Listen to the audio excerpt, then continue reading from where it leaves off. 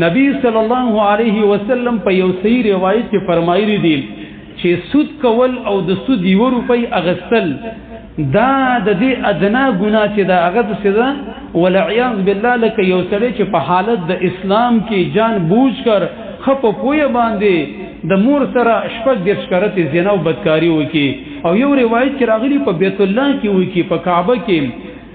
نبی صلی الله علیه وسلم به په یو موقع باندې فرمایل اتدرون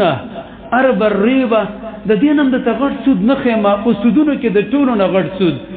چې دغه تاسو کوم و پیژاندو د دین او پسې د پاسه غټ عظیم سود یو روایت کې راغلی دی واخبث الربا د ټولو نه خبيث سود واشد الربا واعظم الربا وارب الربا د څه تعبیرات قران احادیث کې د الله نبی ډیر استعمال کړي نبی صحابه ویل چې د دین عظیم سود کم یو دی نبی صلی الله علیه وسلم فرمایل استطاله الرجل المسلم في عرض اخي المسلم بغير حق یو مسلمان راولږي یو د بل مسلمان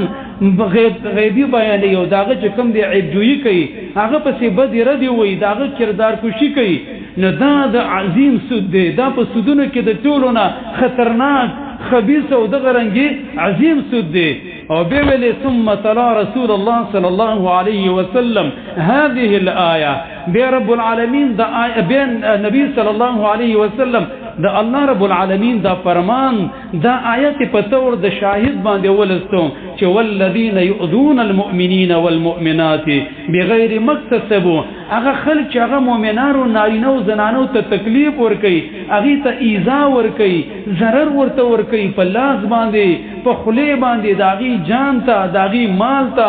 دغه رنګ داغي بدن ته داغي ناموس او داغي ابرو عزت او عرس نه داسې کسان چې دی فقط احتملوا بهتانا و اثما مبینا ډیر عظیمه ګناه وکړل او بدنامي پورته کړله د دې په باره کې بچکه په قیامت کې چې کله د کم دی دا بدنامه د ځان سره راوړله نبی صلی الله علیه وسلم په یو روایت کې فرمایلی دی من قال فی مسلم چا چې په یو مسلمان په باره کې یو خبره وکړله او داسې خبره لیس فيه چې خبره پاغه کې نه و او د څیر په ویلي نو اسکنه الله رضعه الخبال الله سبحانه و تعالی به قائل دا خبره کوون کې دا په قیامت کې رضعه الخبال ته داخل کیم چې دا په جهنم کې یو کند د چاغې ته به د زناکار او د جهنميانو هغه ویني زوی ور رواني دا به یو ډند به یو ناو به دغه رنګ یو نیر به یو پاغي کې به دا ګندګي را جمع شوي او دا انسان به ول عیاذ بالله غي تور داخليږي